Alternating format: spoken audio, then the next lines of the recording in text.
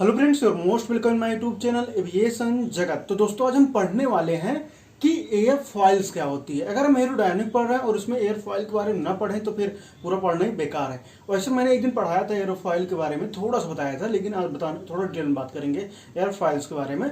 तो वीडियो को शुरू करते हैं, लेकिन शुरू करने से पहले चैनल पर नए सब्सक्राइब करना, सपोर्ट करना। तो एयर फॉइल्स होती क्या है? एयर फॉइल्स होता है, जरूरी नहीं कि कोई विंग ही एयर फॉइल हो।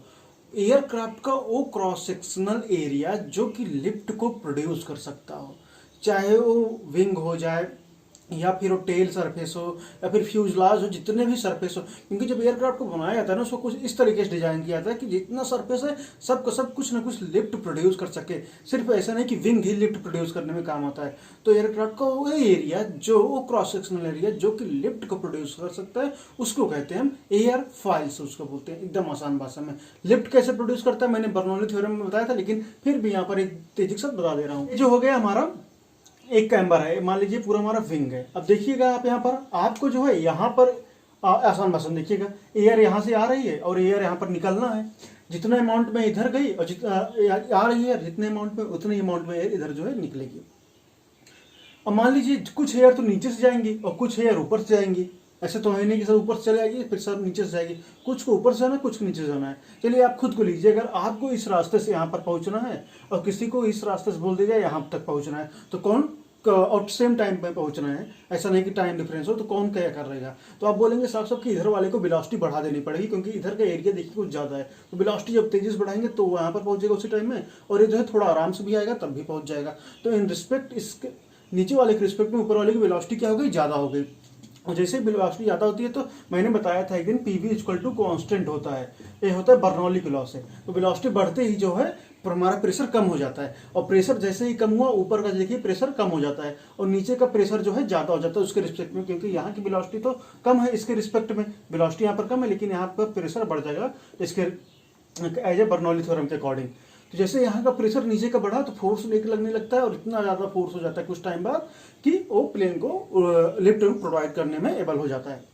चलिए, अब एक क्वेश्चन डिजिट में ऐसे बहुत पूछा जाता है, मेरे टाइम पूछा गया था कि कौन सा पार्ट है जो ज़्यादा लिफ्ट प्रोड्यूस कर सकता है, अपर पार्ट कि लोअर पार्ट। जनरली हमारे माइंड में तुरंत आता है कि लोअर पार्ट जो होता है वो लिफ्ट को प्रोड्यूस कर सकता है ज़्यादा, क्योंकि वही तो नीचे से उठाता है। लेकिन ऐसा नहीं होता, जो लिफ्ट प्रोड्यूस किया जाता है तो मैक्सिमम जो होता है पार्ट, अपर पार्ट जो होता है कर्वेचर का अपर वाला सर्फेस, वो प्रोवाइड करता है। क्योंकि देखिए एक कर्व सर्फेस है, कर्व ना बना जाए तो लिफ्ट नहीं प्रोवाइड हो पाएगा अच्छे तरीके से। इसी कर्व के कारण ही लिफ्ट जो है सही तरीके से प्रोवाइड होती है। तो जो अपर पार्ट होता है वो जो है 3/4 लिफ्ट को प्रोड्यूस करता है, वहीं पर जो डाउन है वो 1/4 जो है लिफ्ट को प्रोड्यूस करता है। टोटल जो है 1। तो जो अब अगर पूछा जाए तो अपर कितना प्रोड्यूस करता है, तो 3/4 जो लिफ्ट में हेल्प करता है प्रोड्यूस करने में, लोअर वाला सिर्फ 1/4 पार्ट हो प्रोड्यूस कर पाता है। इसमें टर्बुलेंस होता है या फिर स्किन फ्रिक्शन होता है, किसके द्वारा कंट्रोल किया जाता है? इसे एयरक्राफ्ट उड़ रहा है तो टर्बुलेंस होता है, स्किन फ्रिक्शन होता है, सब कैसे कंट्रोल करते हैं? तो ये सब कंट्रोल करते हैं फाइनेस रेशियो के द्वारा। आप भी बुक में देखेंगे उसमें लिखा रहेगा फाइनेस रेशियो। ये होता क्या है? इसकी definition code upon thickness, maximum thickness. जो कोड होती है, कोड क्या होगी? कोड मैंने लास्ट वीडियो में पढ़ाया था, कोड होती है बिल्कुल स्ट्रेट लाइन होती है। कोड अपॉन थिकनेस, थिकनेस क्या होगी? जो ये थिकनेस है इसको बोल देंगे थिकनेस, कोड अपॉन थिकनेस। तो देखिएगा फाइनेंस रेशियो अब किस प्रकार से फ्रिक्शन को और टर्बुलेंस को मैनेज करेगा, यहाँ पर हमको बता रहे हैं। देखिए मैंने यहाँ पर बना रखा है पहले से। इसका क्या है, ये हमारा फाइनेंस रेशियो आपसे मैं डिनोट किया। अगर फाइनेंस रेशियो बढ़ जाता है तो आप देख सकते हैं कोड जो है बढ़ जाएगा, इस फॉर्मूले से कोड जो है बढ़ जाएगा। कोड बढ़ा मतलब कि थिकनेस घट जाएगा, ऑब्वियस सी बात है, इनवर्सली प्रोपोर्शनल है, तो थिकनेस घट जाएगा। थिकनेस जैसे घटा, सोचिए जब थिकनेस घट जाएगा, अगर इसी थिकनेस घटेगा सोचिएगा, तो एक कुछ ऐसा हो जाएगा ना, जितना मैक्सिमम थिकनेस है अब एक कुछ ऐसा हो जाएगा। देखिए ऐसा कुछ ऐसा यहाँ से अब जो एयर आएगा तो मैक्सिमम सरफेस को अब एयर टच कर सकती है। पहले किसको एयर टच कर रही थी?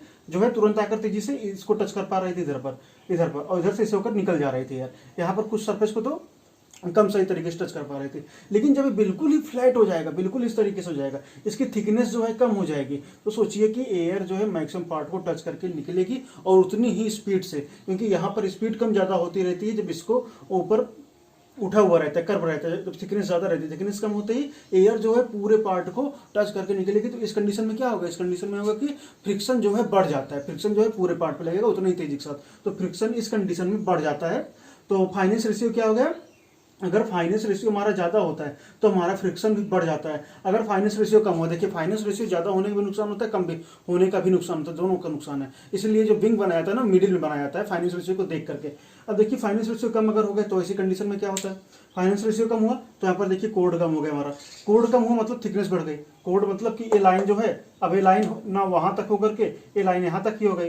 या फिर आप यहाँ से देखिए, कोड अगर हमारा कम हुआ तो थिकनेस ऑब्वियस सी बात है बढ़ जाएगा, यूनिवर्सली प्रोपोर्शनल है दोनों एक दूसरे का। अब थिकनेस बढ़ा, थिकनेस इसकी और बढ़ गई तो उस कंडीशन में क्या होगा, थिकनेस बढ़ी तो मतलब कि लिफ्ट ज़्यादा प्रोड्यूस होने लगेगा। खुद से सोचिए, क्योंकि कर्व और आ गया तो कर्व जितना ज़्यादा आएगा वेलोसिटी उतना ज़्यादा ऊपर बढ़ेगी, तो लिफ्ट और ज़्यादा प्रोड्यूस होगा। लिफ्ट जैसे ज़्यादा प्रोड्यूस होगा तो क्या होगा, टर्बुलेंस वाली कंडीशन बढ़ जाएगी। तो इसीलिए जो एयरक्राफ्ट डिजाइन किया जाता है वो जो है इन दोनों चीज़ों को देख कर डिजाइन किया जाता है कि कहीं पर बहुत ज़्यादा ये जो इसका कैम्बर होता है बहुत पतला तो नहीं है, फिर बहुत ज़्यादा मोटा, बहुत ज़्यादा थिक तो नहीं है।